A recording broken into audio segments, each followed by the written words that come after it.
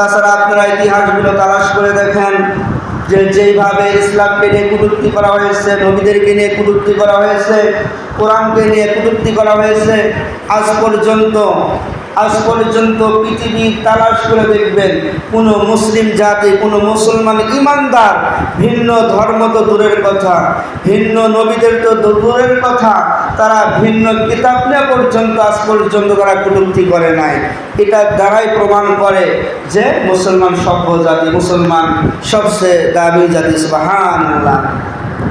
এই জন্যই তো বিজাতিরা আমাদেরকে এই দামি থেকে বেদামি বানানোর জন্য আমাদের পিছনে মেহনত করতেছে।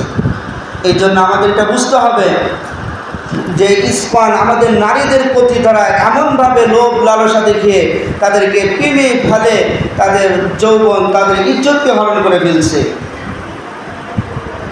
আর ইসলাম আজ পর্যন্ত কোনো ধর্মকে আঘাত করে নাই, কোনো গ্রন্থকে আঘাত করে নাই।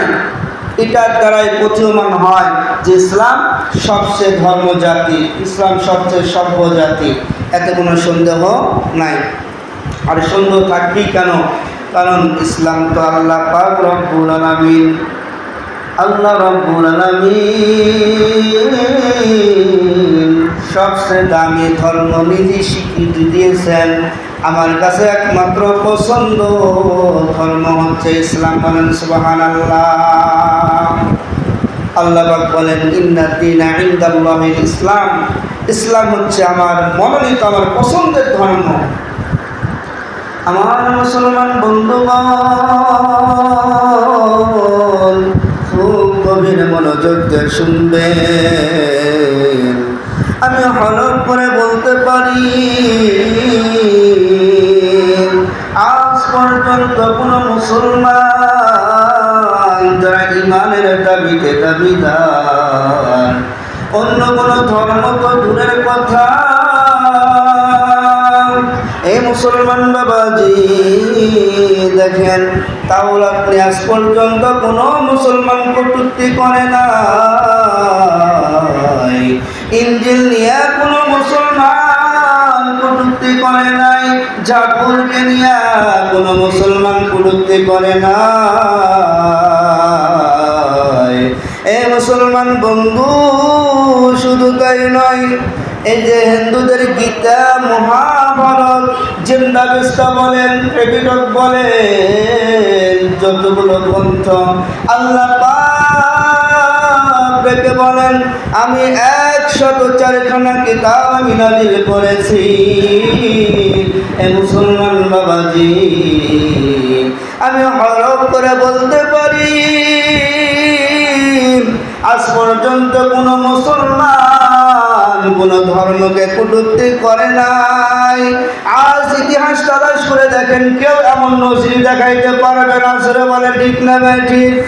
অথচ এই ইসলামকে নিয়ে বিজাতিরা, আজ হিন্দুরা কত প্রকার কোরআনকে পায়ের নিচে ফেলাইয়া দেয়।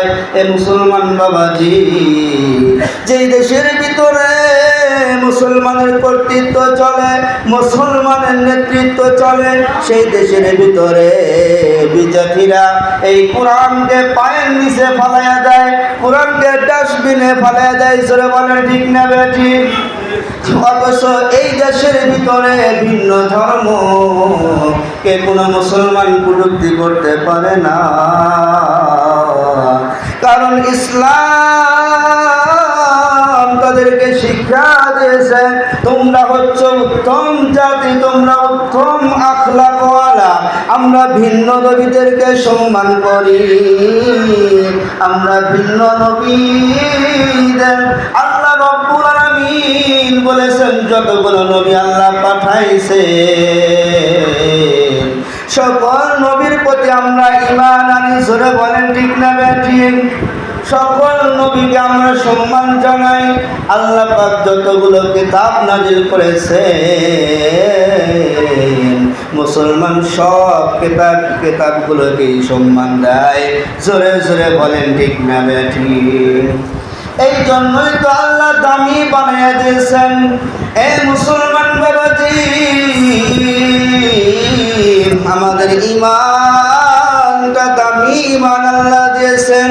আল্লাহ পাক ডাকতে বলেছেন ইমানটা ওই সাহাবীদের ইমানের মতো ইমান গ্রহণ করো।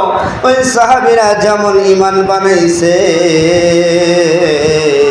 ওই রকম ইমান যদি বানাইতে পারো, এ বন্ধু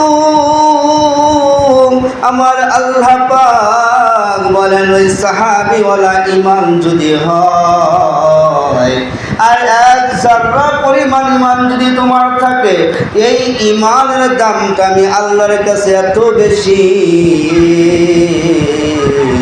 এই দুনিয়ার